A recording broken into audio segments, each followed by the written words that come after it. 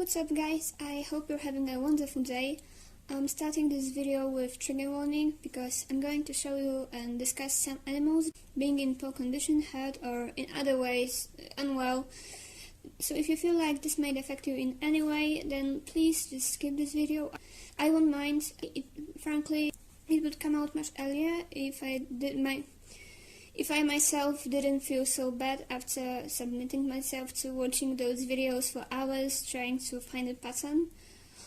Also, a lot of what I'm going to be talking about is just alleged. I don't have much proof, and a lot of their content seems legit and really nice. So today's topic is a profile I found on TikTok. By the way, I've made a whole video on this stupid app, and I'm not sure why am I even still there, but I am.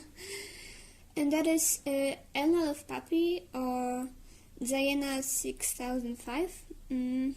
At the moment of me narrating the script, it has 880,000 followers and 10 million likes, so that's a lot.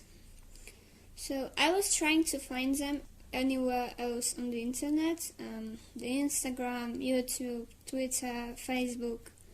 I've googled, nothing. And it's not the only mysterious thing about them, but I'll get to it in a few minutes. So let's go chronologically through their content. At the moment, their first few posts are some clearly scripted and not very well done, but also not terrible videos about how amazing or funny animals are. To be honest, I could definitely imagine my aunt sharing some of them on Facebook, and if it was just that, I wouldn't have any problem with it, because while they're a little cringy, they also have their charm, and most importantly, they seem ultimately harmless. What I have problem with is some of the stuff they have posted later. So they shifted to posting videos about saving animals. Most of them seem fine, legit, and ultimately great. I think most of us would agree that helping animals is a very good thing to do. In the end though, if some of the content we see is sus, can we trust the rest of it? I mean, I want it to be real, but at the same time, I'm not naive, so I would take that with a big grain of salt. So let's just go through some examples to show what I mean. This one is very suspicious. Let's say some jerk have decided to get rid of their hamster by abandoning them outside. So, judging by the look, I think it's either a Jangarian hamster or Campbell's straw hamster. I'm not an expert, but I have some hamsters in the past. What's the chance anyone would find them? Especially that this one was definitely like dirty and stiff, but it didn't look like it's injured or malnourished, so I wonder how that happened. I really hope it's not like someone took a hamster, hurt it and then made a video about saving it, but that's how it looks like to me. Also, it takes like less than a minute to Google whether you should give a bath to a hamster and find out that you should not. Hamsters can clean themselves on their own, and you can give them some scent to do it, though it should be a store-bought one because it's sterile this way. If the hamster doesn't clean itself, try to find the reason and eliminate it. If it's something with its health, take it to the vet, and then they should just know how to help and what to do next. As I said, I'm not an expert. This one seems like overall legit, but why the fuck would you move her jaw like that? That looks painful, and while I'm not sure whether it is, considering lack of reaction from the dog, and I hope it's not, I don't know. I remember when someone told me about the time when they have dislocated their jaw in an accident and described it as one of the most painful experiences in their life, so yeah, I really hope these dogs didn't suffer by that, but I don't know.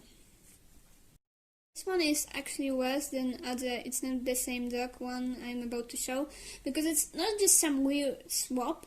The dog that is shown saved is not the same dog that there was before. We can clearly see the chest of the first dog, and it's a boy. They also use he all the time, but on a healthy dog, we can see what I think is a nipple, so it's a girl, a healthy girl, but what about that boy? I mean, maybe it's just some piece of dirt and I'm just seeing stuff I'm searching for, and again, I hope I'm wrong, but it's definitely suspicious. How did that even happen? They say that he disappeared for 2 months. Was he there like the whole time? I'm pretty sure he was starved to death. Did he like run away and then after 2 months got there? If so, 1. How do you lose a tattoo? It can't jump, run really fast or anything. 2. How would it get there? He would have to be like a ninja and climb to this sewer just to next act like he's a little dumb and fall in. Also, I feel like they're trying to make this hole look bigger than it is. Why not just grab the tattoo? This is not the same cat. The pattern on its fur looks different. I've only noticed this because I was taking a lot of screenshots of every animal they've rescued to make sure that they are not reusing them, like the person from the YouTube channel Bata TV did, and luckily I can't prove that any of them have been shown in bad conditions more than once. Whoa, this one is weird. The way they found this hole, like, why would someone just record digging a hole? And why were they already there? It's really concerning because of how close they dig to those puppies. They could have gotten hurt. So if this was staged, it's awful. Also, why are they putting them into these small buckets? Given the benefit of the doubt, maybe they don't have funds to get anything professional, but still. Just get yourself some cardboard boxes. They're at least bigger. Also, they've shown taking dogs to the vet multiple times, which makes me think that at least some of the stuff they put up has to be legit. But if so, most likely they can't afford to buy stuff to carry animals in, and it's kind of a pattern when they save the animals, but they do it very ungently.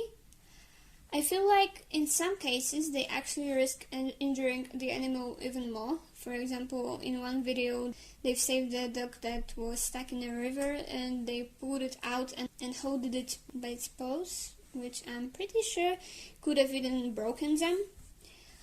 Like, I want to believe it's not fake, and if I'm presented with proof, I'm going to apologize, but I think it's not unreasonable that those instances and other ones as well make me feel suspicion towards this profile.